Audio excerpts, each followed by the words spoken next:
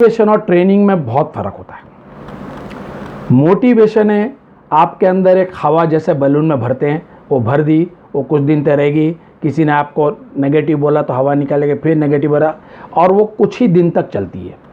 लेकिन ट्रेनिंग अगर आप लोगे तो आपकी हवा कोई निकाल नहीं सकता। मोटिवेशन का मतलब है जोश और ट्रेनिंग का मतलब है होश। मोटिवेशन का मतलब है आपको अच्छी अच्छी मीठी मीठी बातें बताए और आप में जोश भरे। ट्रेनिंग का मतलब है आपको सारी कड़वी बातें बताई जाए और आपके अंदर होश भरे। ये दोनों में बहुत फ़र्क होता है।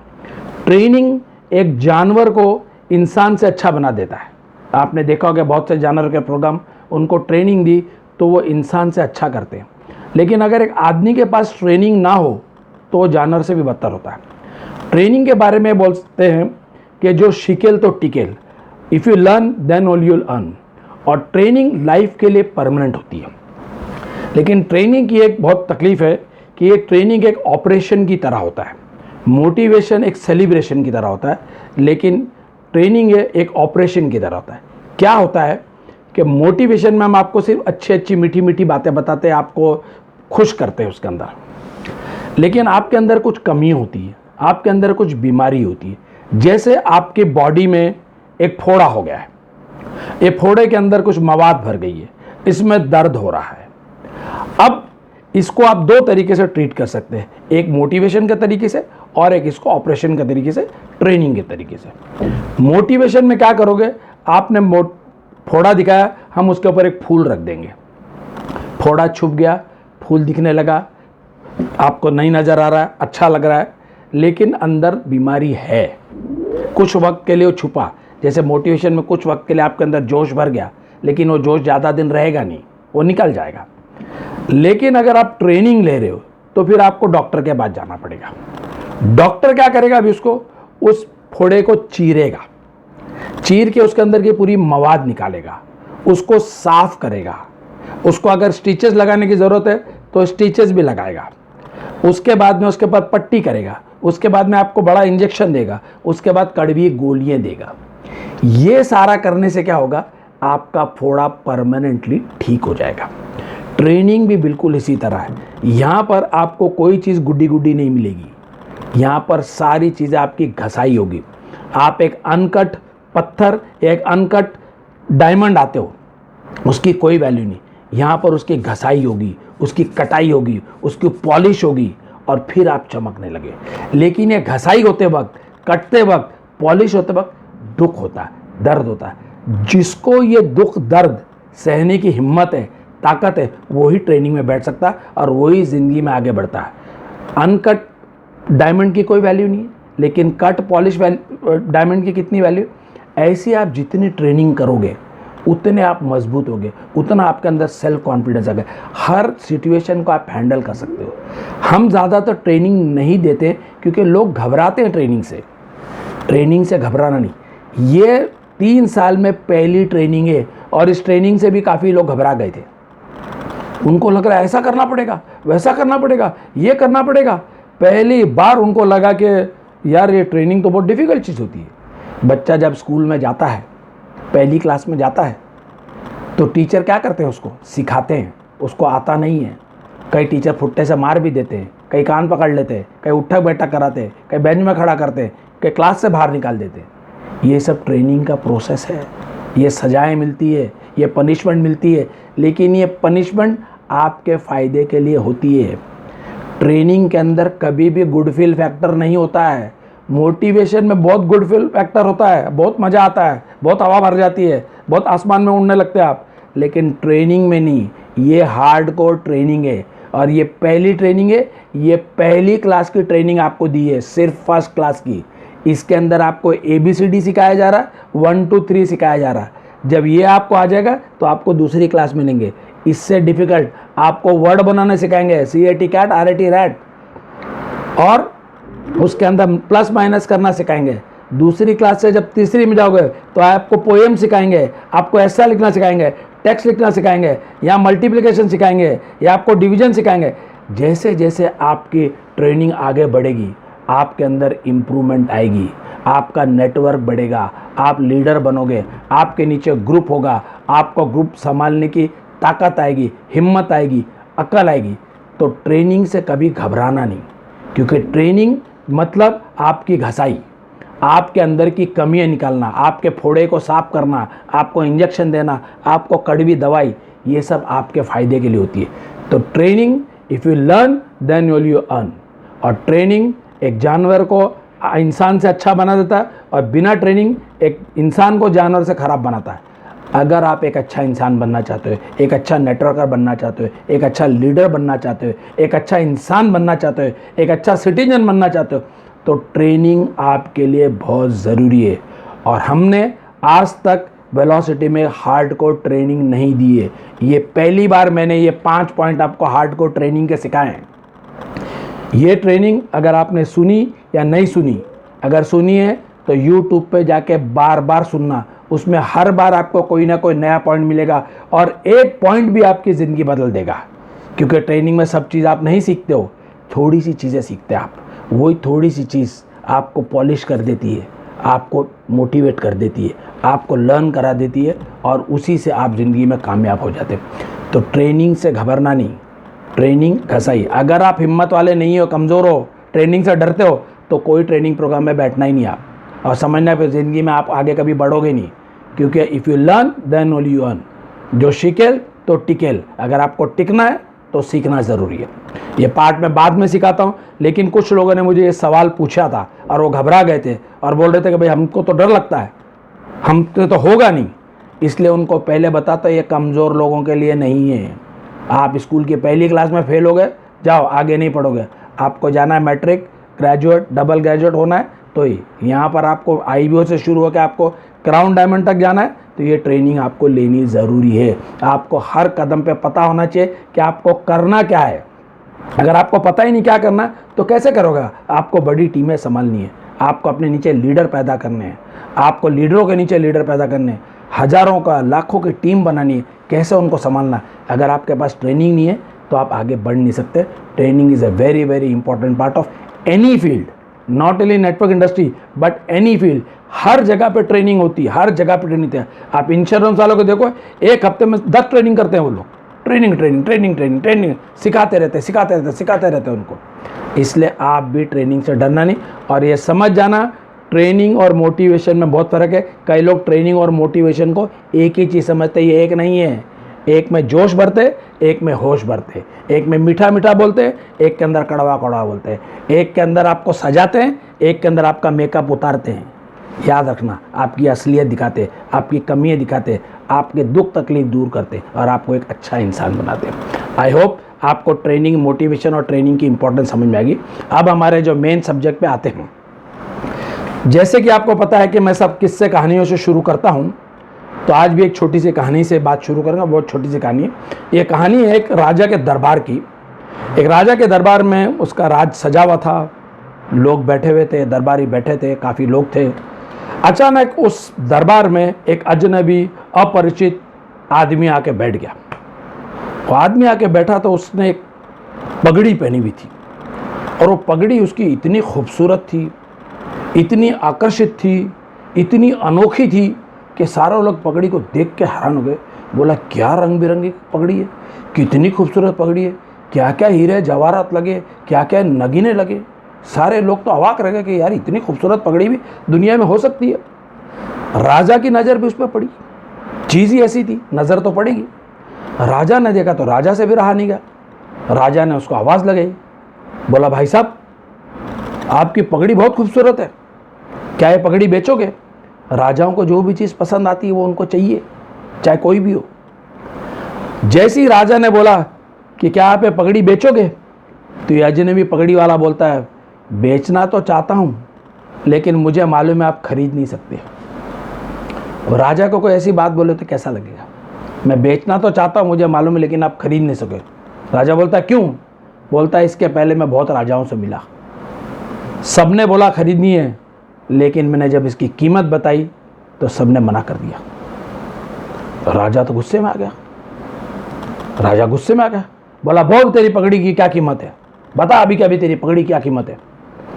बोलता, राजा जी जाने दीजिए, आपसे नहीं होगा। राजा बोलता, नहीं बोल। और राजा गुस्सा आ गया, बोल तेरी पगड़ी कीमत क्या है।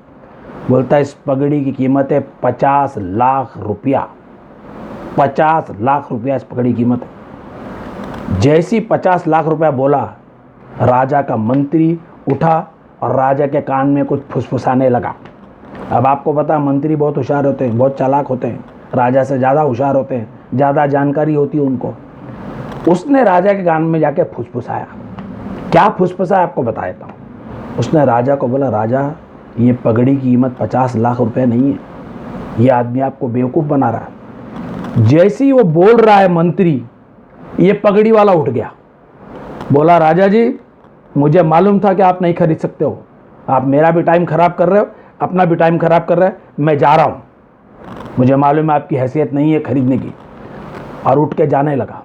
जैसे ही जाने लगा, राजा ने आवाज़ दी, रुक। अपने दरबारी को बोला, खजाने में से जाओ 50 लाख रुपए निकाल के लाओ और अभी इसको दो और इसकी पगड़ी उतार लो।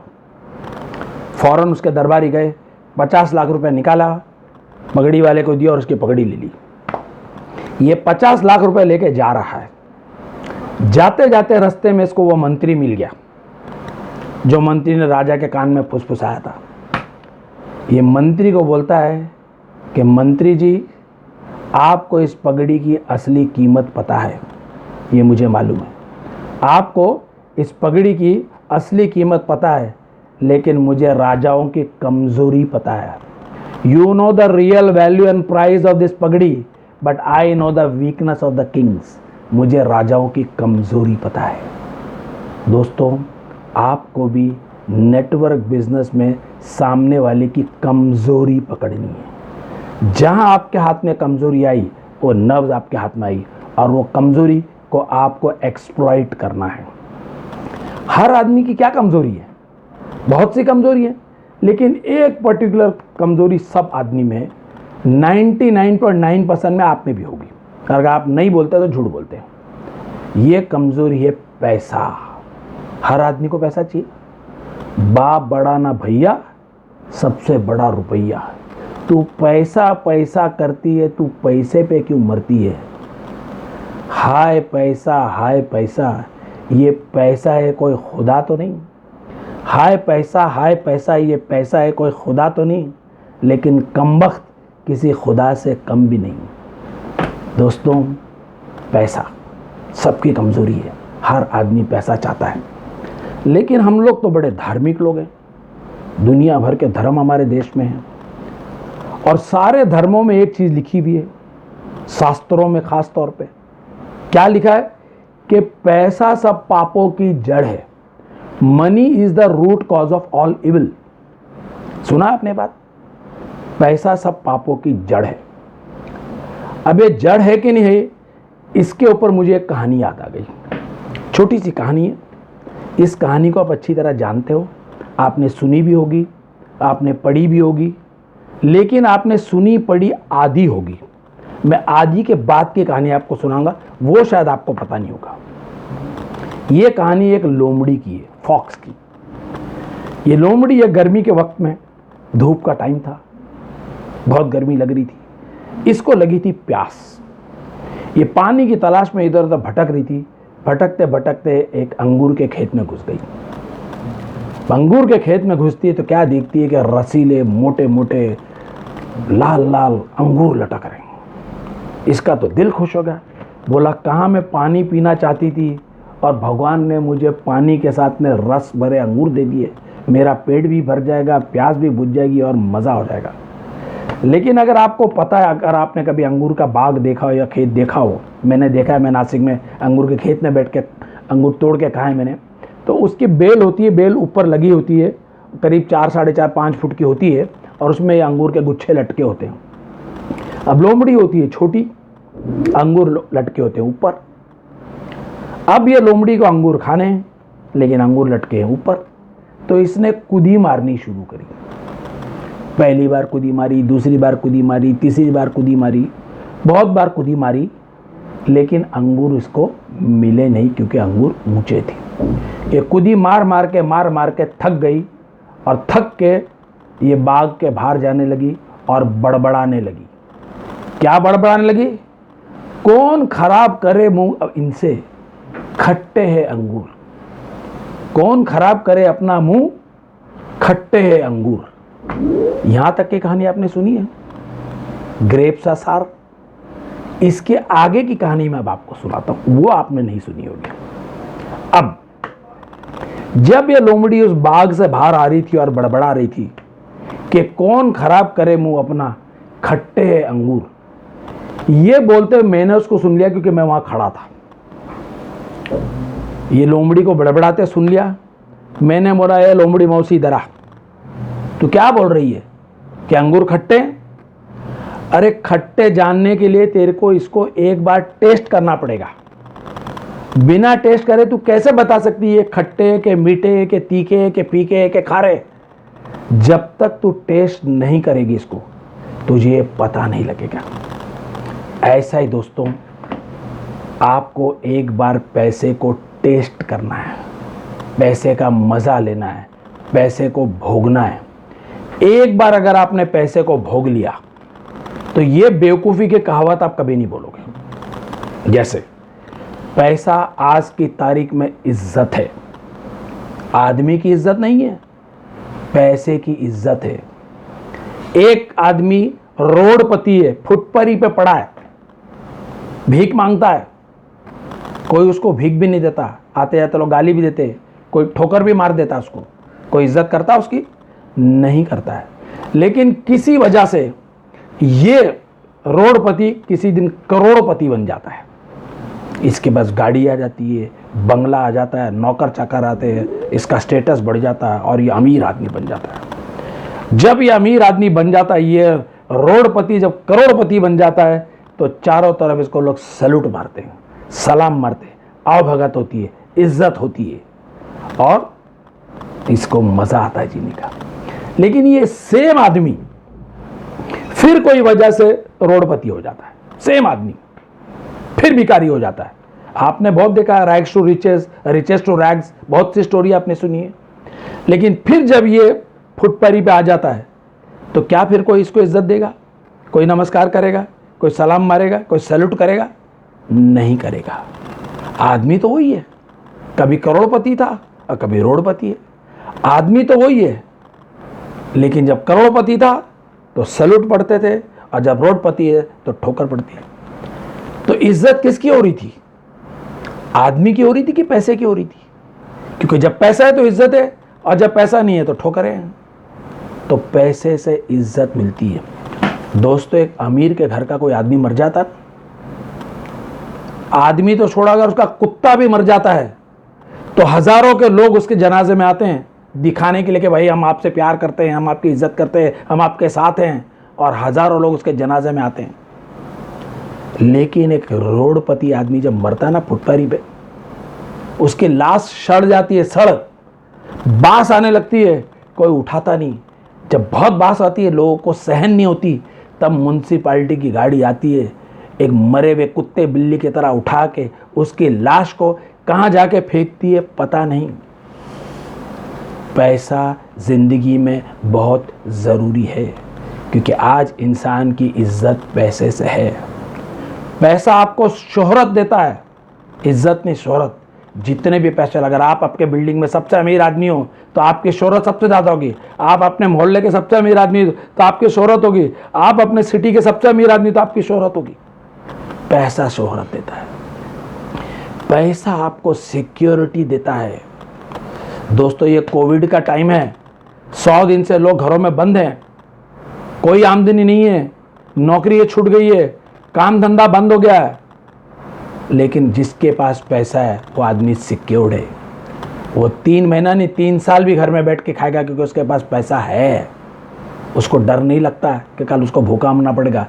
लेकिन एक गरीब आदमी जिसके पास कल भी पैसा नहीं है खाने के लिए, वो इस कोविड की महामारी में बेचारे को काम ढूंढने के लिए जाना पड़ता है, रिस्क लेना पड़ता है अपना लाइफ का। उसको पता है कि अगर मैं काम ढूंढने नहीं गया, कोविड से तो बाद में मरूंगा, भूख से पहले मर जाऊंगा। लेकिन पैसा आपको सिक्योरिटी देता है। दोस्तों, पैसा आपको हेल्थ देता है। दोस्तों, आज जिसके पास पैसा है, समझो खुदा ना खास्ता वो कभी बीमार भी हो गया, तो बेस्ट हॉस्पिटल में बेस्ट डॉक्टर से वो इलाज करा सकता है। और बड़े बड़े और अमीर आदमी तो फ्लाइट पकड़ के अमेरिका चले जाते हैं, वहाँ जाके बेस्ट हॉस्पिटल बेस्ट डॉक्टर से इलाज कराते हैं, बेस्ट मिलता है। लेकिन एक गरीब जिसके पास पैसा नहीं है, उसको सरकारी अस्पताल में जाना पड़ता है, जहाँ पर आपको पता है कि आपको व्हाट्सएप पे आता है कि सरकारी हॉस्पिटल मतलब आपकी मौत नक्की। लेकिन प्राइवेट हॉस्पिटल में बिल लाखों आते हैं, लेकिन आपके बचने के चांस ज़्यादा होते हैं, क्योंकि आपको ट्रीटमेंट अच्छा मिलता है, दवाइयाँ अच्छी मिलती है, रहने की सुविधा अच्छी होती है, डॉक्टर्स अच्छे होते हैं। ये काहे से होता है? ये पैसे से होता है दोस्तों। पैसे आपके सारे सपने पूरे करता है। गरीब छोटे से छोटा सपना पूरा नहीं कर पाता, छोटे से छोटा सपना। मैं आपको मेरे घर का एक एग्जाम्पल ही बताता हूँ आपको। मेरे घर में काम वाली बाई काम करती है, उसके 2 बच्चे 8-10 साल के। कभी कभी काम वाली बाई उनको साथ में ले आती है, मेरी वाइफ कभी कभी उनसे बात करती है। इन बच्चों का सपना आप सुन के हैरान हो गए, क्या सपना है इनका। ये बच्चों से बात करते करते मेरी वाइफ ने पूछा कि आप क्या चाहते हैं ज़िंदगी में। बोलते हैं मैडम हम ज़िंदगी में एक बार मैकडॉनल्ड में खाना खाना चाहते हैं। कितना छोटा सपना, सिर्फ मैकडॉनल्ड में खाना खाने का सपना है दोस्तों। ये भी पूरा नहीं कर पाते। एक गरीब आदमी साइकिल नहीं ले पाता और अमीर आदमी BMW, ऑडी, मर्सिडीज। एक गरीब आदमी घर नहीं ले पाता, एक रूम में 10-10 लोग रहते हैं, और अमीर आदमी बंगलों में रहता है, अयाशी करता है। ये काहे से होता है? ये पैसे से होता है। जो आदमी ने ज़िंदगी में एक बार पैसा भोग लिया, वो ज़िंदगी में कभी गरीबी की तरफ मुड़ के नहीं देखेगा, क्योंकि पैसा आपको इज्जत देता है, शोहरत देता है, सिक्योरिटी देता है, सपने पूरे करता है। आप वर्ल्ड टूर कर सकते हैं, लोगों की मदद कर सकते हो, और आपको जीने का मज़ा आएगा। लेकिन गरीब तड़प तड़प के मर जाता है। एक अमीर जिसने पैसा भोगा है, वो 5 स्टार होटल में खाना खाता है, बड़े बड़े होटलों में डिनर करता है। उस आदमी को कभी आप बोलो कि तू फुटपारी पे जो खाना बिकता है खोमचे पे वो खा, वो नहीं खाएगा। उसको बोलो राम भरोसे हिंदू होटल में खाना खा, वो नहीं खाएगा। वो बंगला रहता है, उसको बोलो कभी झोपड़ी में रहे, वो नहीं रहेगा। झोपड़ी में अंधेरा है, गंदगी है, गर्मी है, मच्छर है, मक्खी है, कॉकरोच है, वो रहेगा नहीं। जो बंगले में का जिसने मज़ा ले लिया, वो कभी झोपड़ी में रहेगा? नहीं रहेगा। जो जहाज़ों में चलता है, बड़ी बड़ी गाड़ियों में चलता है, उसको बोलो कि बम्बई की ट्रेन में चल के दिखाए कभी, लोकल ट्रेन में, जहाँ पर रोज़ मालिश होती है अलग अलग टाइप की, अलग अलग परफ्यूम, चलेगा कभी? वो नहीं चलेगा। दोस्तों, जिसने एक बार पैसा भोग लिया, जिसने एक बार पैसे का मज़ा लिया, वो ये बेवकूफ़ी की बातें कभी नहीं करेगा कि money is the root cause of all evil. Lack of money is the root cause of all evil. ये दुनिया में जितने पाप होते हैं ना, जितने गुनाह होते हैं, ये वो लोग करते हैं जिनके पास पैसा नहीं है। ये चोरी, डाका, उचक्का, murder, house breaking, chain snatching, purse चोरी, ये सब कौन करते हैं? ये सब जिसके पास पैसा नहीं वो ही करते हैं। ये आप इनको गुनाह बोलते हो। ये गुनाह पैसे नहीं होने की वजह से करते हैं ये लोग, और आप बोलते हैं money is the root cause of all evil. अगर इनके पास पैसा तो ये गुनाह नहीं करेंगे। तो दोस्तों, आज मैं आपको बताता हूँ कि दुनिया में इतना पैसा कमाओ, इतना पैसा कमाओ कि मज़े से रहो, सारे सपने पूरे करो, वर्ल्ड टूर करो। 4 दिन की ज़िंदगी है, खाओ पियो मज़ा करो। और ये बेवकूफ़ी की बात को बिल्कुल छोड़ दो। वर्ल्ड का सबसे अमीर आदमी है बिल गेट्स। उनके पास कितना पैसा, कुछ आइडिया आपको? अगर वो रोज 1 करोड़ रुपया खर्चा करे, कितना? 1 करोड़ रुपया, तो 700 साल तक वो पैसा खर्चा कर सकते हैं। 700 साल तक, इतना पैसा है उनके पास। लेकिन वो भी आज पैसा कमाते हैं, लोगों की मदद करते हैं, बहुत लोगों को दान दक्षिणा देते हैं, लेकिन पैसा कमाना नहीं छोड़ते। उन्होंने एक बात कही थी, आप याद रखना इस बात को। उन्होंने कहा था, अगर आप गरीब घर में पैदा हुए तो इसमें आपकी कोई गलती नहीं है, कोई गुनाह नहीं है। लेकिन अगर आप गरीब मरे तो ये आपका गुनाह है, ये आपकी गलती है। दोस्तों, मैं तो कहता हूँ पैसा कमाने की अपॉर्चुनिटी है आपके पास। कमाओ, सारे सपने पूरे करो, अच्छे घर में रहो, अच्छी गाड़ी में रहो, अच्छी जगह खाना खाओ, अच्छे ब्रांडेड कपड़े पहनो और अय्याशी करो, सारे सपने पूरे करो। और ये फजूल की बात में बिल्कुल नहीं पड़ना कि money is the root cause of all evil. Lack of money is the root cause of all evil. अब थोड़ा सा और आपको बताता हूँ इस पैसे के बारे में। हमारे देश में करीब 70% लोग गरीब हैं, 70% पॉवर्टी लाइन के नीचे रहते हैं। ये गरीब लोग हैं, इनके पास पैसे का अभाव है। इनको ये दो हमारे जो समाज के लोग हैं, इन्होंने इनको बहुत बेवकूफ़ बनाया। इन दो लोगों से आपको बहुत बचना है। एक सिक्के के दो तरफ है, एक है ये पॉलिटिशियन और दूसरे लोग हैं धार्मिक। ये दोनों बहुत बदमाश लोग हैं। ये गरीब लोग को जिंदगी भर गरीब रखना चाहते हैं। ये कभी नहीं चाहते कि वो अमीर बन जाए, क्योंकि आपने देखा जब इलेक्शन होता, वोटिंग होती तो 60-70% से ज़्यादा वोट नहीं पड़ते। अमीर लोग वोट नहीं देते, सिर्फ गरीबी वोट देते। गरीबों को ये पॉलिटिशियन की ज़रूरत है और पॉलिटिशियन को गरीबों की ज़रूरत है, तो वो चाहते कि गरीब ही रहें। इनको ये कभी भी ऊपर आने देना नहीं चाहते, क्योंकि ये गरीब रहेंगे तो उनसे हाथ जोड़ के मांगते रहेंगे और ये उन पर डोमिनेट करते रहेंगे, उनको एक्सप्लॉइट करते रहेंगे। और दोनों धार्मिक भी और पॉलिटिशियन ये एक ही थैली के दोनों चट्टे बट्टे हैं। क्या करते हैं ये? इन्होंने आपके अंदर एक ऐसा फतूर भर के रखा है, एक गलत इन्फॉर्मेशन आपको दे के रखी है, आपको उस इन्फॉर्मेशन से बाहर निकला। इन्होंने एक चालबाजी की है। ये चालबाजी क्या है पता आपको? ये क्या बोलते हैं मालूम है? आप अगर आज गरीब हैं, आप गरीब घर में पैदा हुए, तो आपके पिछले जन्मों का कर्म है। ये पिछले जन्म की सजा आपको अब मिल रही है और ये तो आपको भोगनी पड़ेगी। और ये जो अमीर लोग हैं ना, ये बहुत मजा मार रहे हैं, गाड़ियों में चल रहे हैं, अय्याशी कर रहे हैं, शराबे पी रहे हैं, डांस देख रहे हैं, पिक्चरें देख रहे हैं, वर्ल्ड टूर कर रहे हैं। ये सारे पापी लोग हैं, क्योंकि आप शरीफ आदमी हो, आप धार्मिक आदमी हो। आप 70 साल की जिंदगी जियोगे, लेकिन 70 साल के बाद मरोगे तो आप सीधा स्वर्ग में जाओगे और वहां 700 साल आप स्वर्ग में मजा करोगे। इधर 70 साल की तकलीफ ले लो, उधर 700 साल आपको मजा मिलेगा। और ये जो 70 आपको दिख रहे अमीर, ये 70 साल इधर मजा कर रहे, ये 700 साल उधर ये नरक में सड़ेंगे। इनको कोड़े पड़ेंगे, इनको कीले ठोके जाएंगे, इनको कढ़ाई में उबाला जाएगा और तुम मजा देखोगे।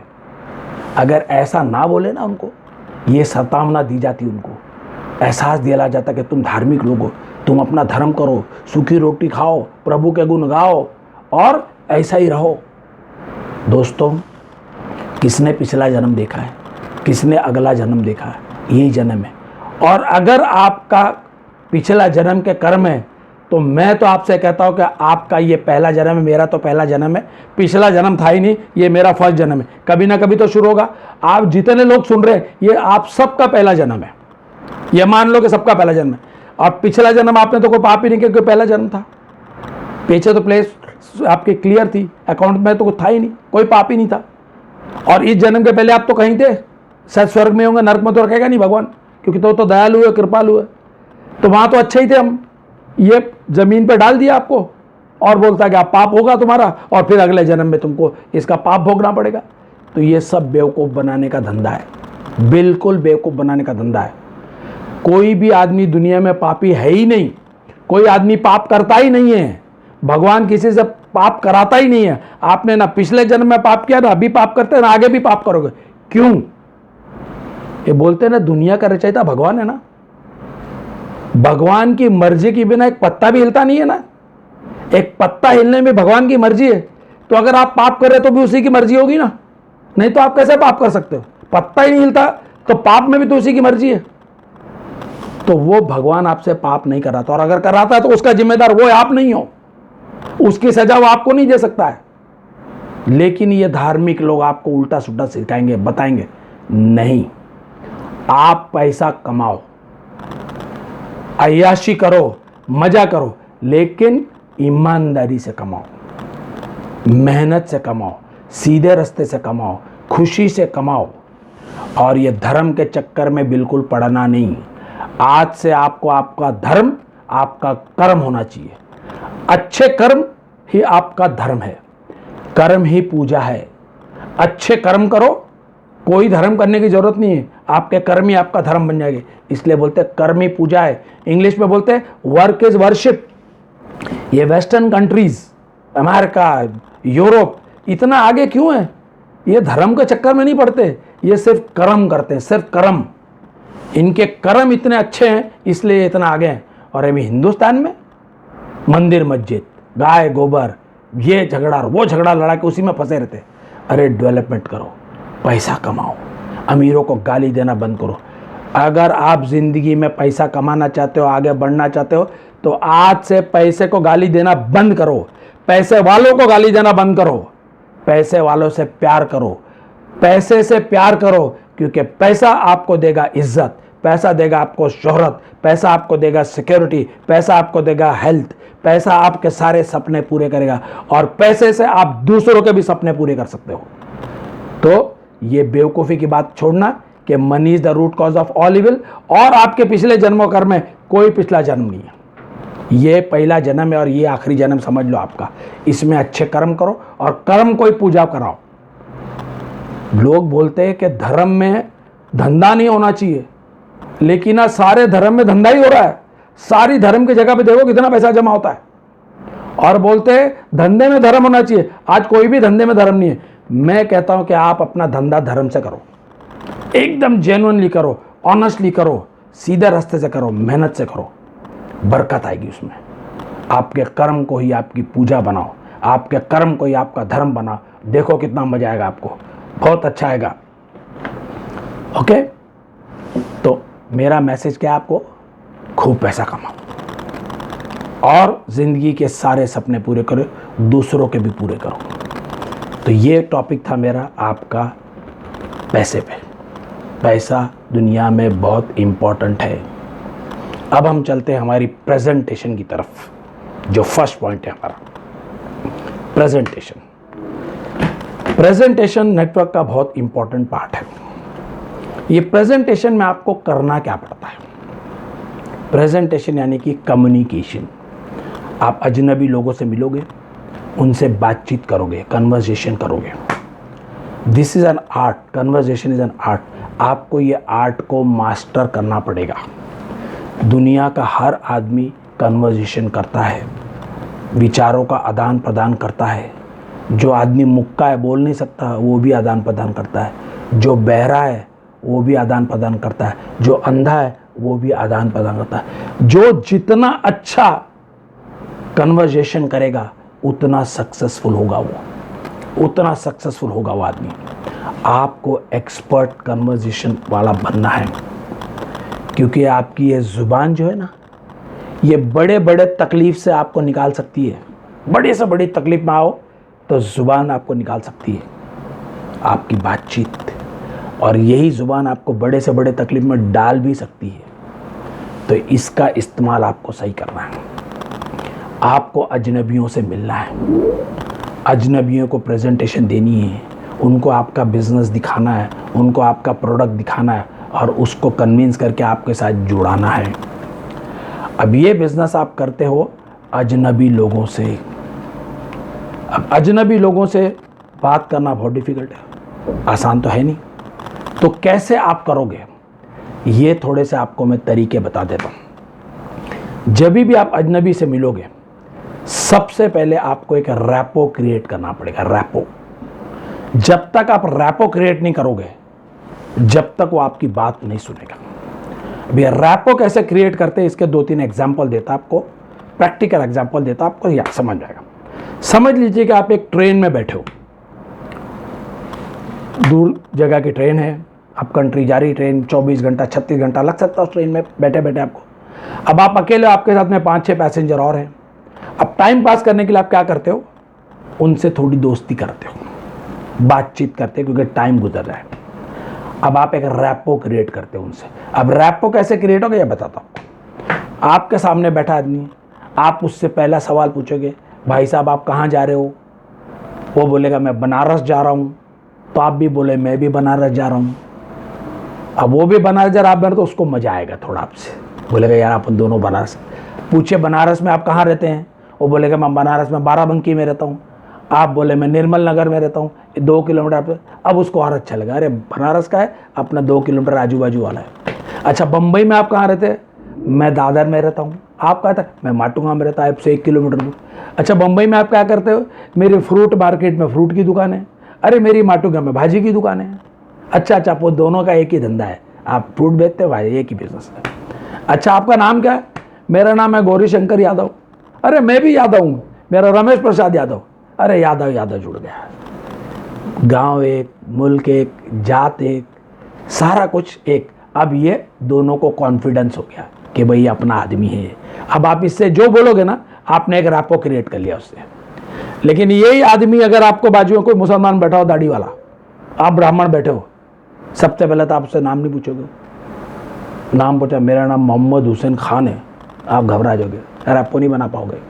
कहाँ जा रहे? वो बोला मैं जा रहा भोपाल। अरे मैं जा रहा हूँ बनारस। आप कहाँ रहते? मैं रहता भिंडी बाजार। रैपो नहीं क्रिएट होगा। अगर रैपो क्रिएट नहीं होगा ना, तो आदमी आगे बातचीत नहीं करेगा, आपकी बातचीत सुनेगा ही नहीं। तो कैसे रैपो क्रिएट करें ये समझाता हूँ आपको थोड़ा। दुनिया में 3 किस्म के लोग होते हैं। आपको बातचीत के दौरान ये समझना पड़ेगा कि ये किस किस्म का आदमी है। अगर आपने समझ लिया ये किस किस्म का आदमी है, तो आपको उससे रैपो क्रिएट करने में बहुत आसानी होगी। ये पहला पर्सन होता है विजुअल पर्सन। विजुअल पर्सन को इमेजेस बहुत अच्छी लगती है, पिक्चर बहुत अच्छी लगती है, फोटो बहुत अच्छी लगती है, और ये आदमी थोड़ा तेज बोलता है और ऊंचा बोलता है, ये उसकी खासियत है। दूसरा है ऑडिटरी, वो सुनने वाला है, इसको सुनने में बहुत मजा आता है। ये गाने सुनेगा, शायरी सुनेगा, कविता सुनेगा, दोहे सुनेगा, बातचीत सुनेगा, लेक्चर सुनेगा, इसको वो सुनना है। ये थोड़ा कम ऊंचा सुनता है और थोड़ा कम स्पीड में बात करता है। पहले वाला 100 की स्पीड में बात करता है, तो ये 70 की स्पीड में बात करता है। ये सेकंड पर्सन है। थर्ड पर्सन है काइनेस्थेटिक पर्सन। ये पर्सन जो है, ये दुनिया में 40% है, विजुअल 30% है, ऑडिटरी 30% है, और काइनेस्थेटिक 40% लोग हैं। ये बड़े फीलिंग वाले लोग होते हैं। ये बहुत आस्ते बोलते हैं, बहुत कम बोलते हैं, फीलिंग्स है इनके अंदर। वो 100 में बोलता है, ये 70 बोलता है, ये 20 की स्पीड से ही बात करेगा, बहुत आस्ते आस्ते बात करेगा। ये आपका हाथ भी पकड़ लेगा, आपको जफ्फी भी मार लेगा, आप उसका हाथ दे तो आपके हाथ के ऊपर हाथ भी रखे। इनको फील अच्छा लगता है। ये बड़े सेंटिमेंटल लोग होते हैं, बड़े सेंसिटिव लोग होते हैं। अगर आप किसी काइनेस्थेटिक पर्सन के हो कि उसको प्लान दिखा रहे हो, और आप हो विजुअल, आप 100 की स्पीड से गाड़ी भगा रहे हो और उसको 20 की स्पीड समझ में आती है, तो वो आपकी बात नहीं सुनेगा, उसके कुछ समझ में आएगा, सब ऊपर चले जाएगा। आपको अपनी 100 की स्पीड उसके स्पीड पे लानी पड़ेगी, 20 पे। जब तक आप 20 की स्पीड पे नहीं लाओगे, वो आपकी बात नहीं सुनेगा। ये बातचीत के दौरान आपको समझना है कि ये कौन से टाइप का आदमी है, क्योंकि जब आप बात करोगे तो वो पिक्चरों की बात कर रहा है, या सुनने की बात कर रहा है, या फीलिंग की बात कर रहा है, आपको समझ में आएगा। एक छोटा सा इंसिडेंस बताता हूँ आपको, शायद इससे आपको पता लगे कैसे पर्सन बात करता है। एक छोटा सा केस है।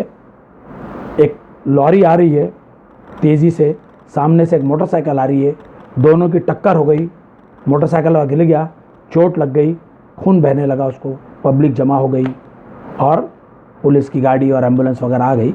एक सीन क्रिएट हो गया।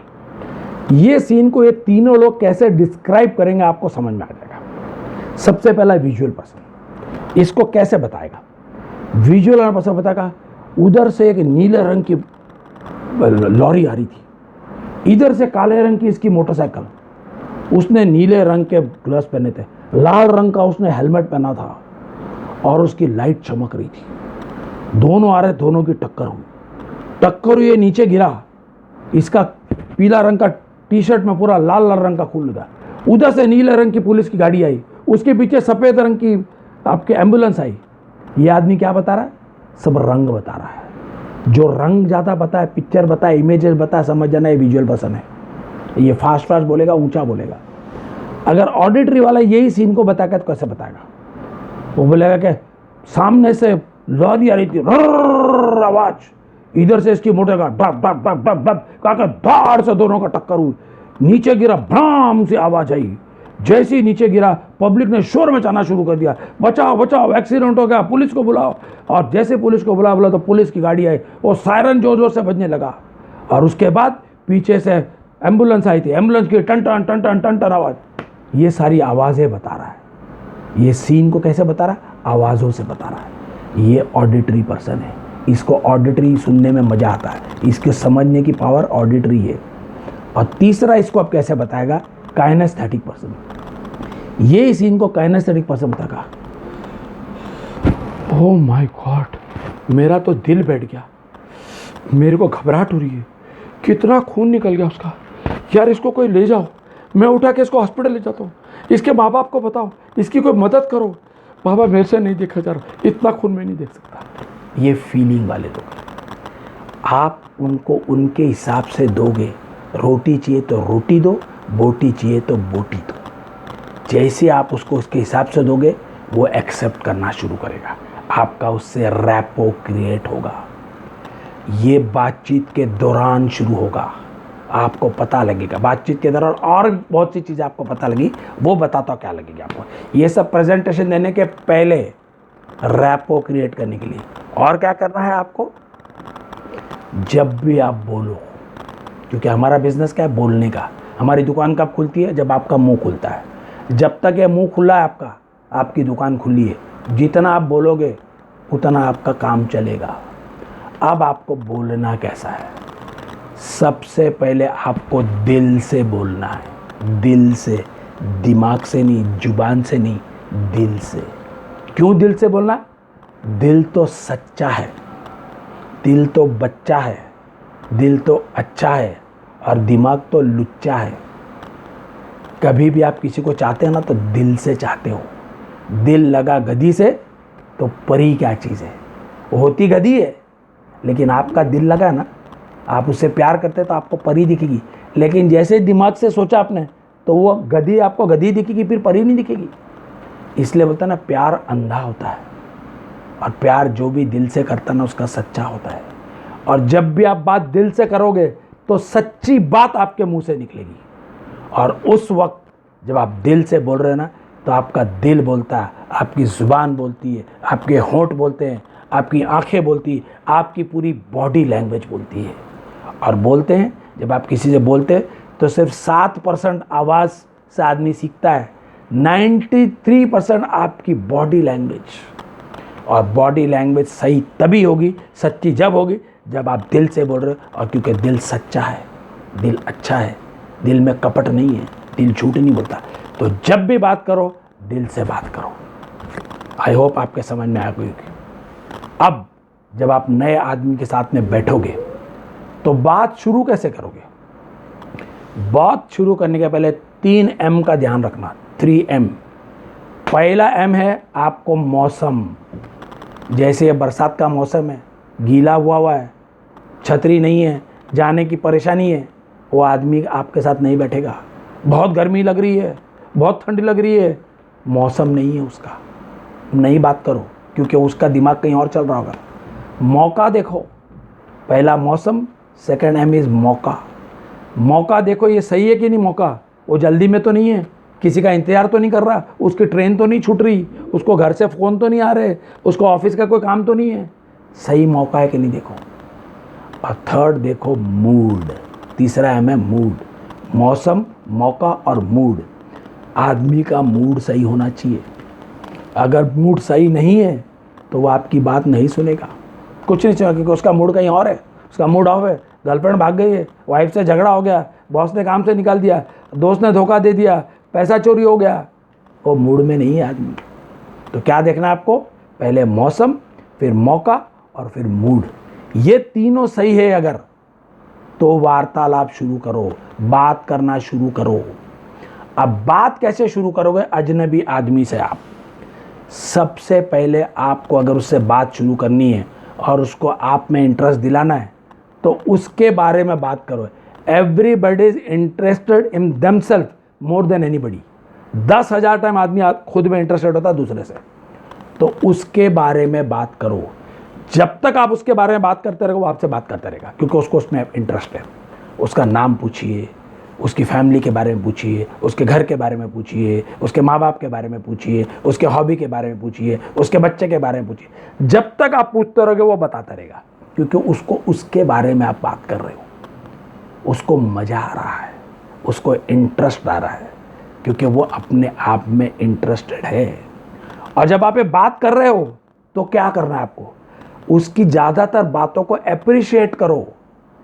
अच्छा, आपके बच्चे 10वीं में पढ़ते हैं, स्पोर्ट्स खेलते हैं, वाह वाह क्या बात है, आपका बच्चा भी एक दिन जरूर तेंदुलकर बनेगा, न तो विराट कोहली बनेगा। अच्छा, आपके पिताजी माँ अच्छे हैं, वो स्वस्थ है, अरे आप इतने स्वस्थ दिखते हो, आपकी एज 50 है लेकिन आज अब भी 40 के दिखते हो आप। अप्रिशिएट करो। Child cries for it and man dies for it. Everybody wants recognition. आदमी को रिकग्नाइज करो, अप्रिशिएट करो। जितना आप अप्रिशिएट करोगे उतना वो आपसे खुश होगा, उतना आपका रैपो बनेगा, उतनी आपकी बात सुनेगा वो। और ध्यान से बात सुनो उसकी। जब भी वो बोलो ऐसा शो करो कि आप बहुत ध्यान से सुन रहे हो कि एक चीज़ भी मिस ना हो जाए। उसको लगेगा यार आदमी मेरी बात में बहुत इंटरेस्टेड है। अगर आप उसकी बात सुन रहे हो तो वो भी आपकी बात सुनेगा। भगवान ने 2 कान दिए, डबल सुनो, सिंगल बोलो। भगवान ने चाहते ना डबल सुनो सिंगल बोलो, तो उसकी बात सुनो, ध्यान दो। ऐसा उसको मूड में लाना है। ऐसा करोगे और इस बातचीत के अंदर आपको उसकी दुखती रग पकड़नी है, उसकी कमज़ोरी पकड़नी है। कैसे पकड़ोगे कमज़ोरी? अगर उसको पूछो कि अच्छा आपके माता पिता कहाँ रहते हैं, ये नहीं पूछना कि आपके माता पिता जिंदा या मर गए। जैसे आपने ये शब्द बोला कि उसका स्विच ऑफ होगा, इतने देर से जो आप ऑन करें ना, फट से ऑफ हो जाएगा। अगर उसके माँ बाप जिंदा और आपने पूछा जिंदा है कि मर गए, he will feel very offended. ये सवाल कभी नहीं पूछना।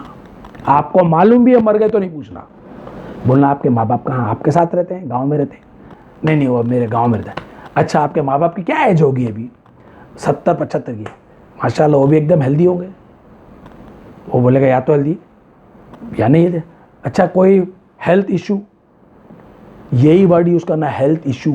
कोई बीमारी है नहीं बोलना कि आपके माँ बाप को कोई बीमारी है, नहीं। क्या वर्ड यूज़ करोगे? कोई हेल्थ इशू है क्या? ये वर्ड का चुनाव बहुत आपको खास तौर से करना पड़ता है। तो अगर वो बोले हाँ या नहीं तो उसको थोड़ा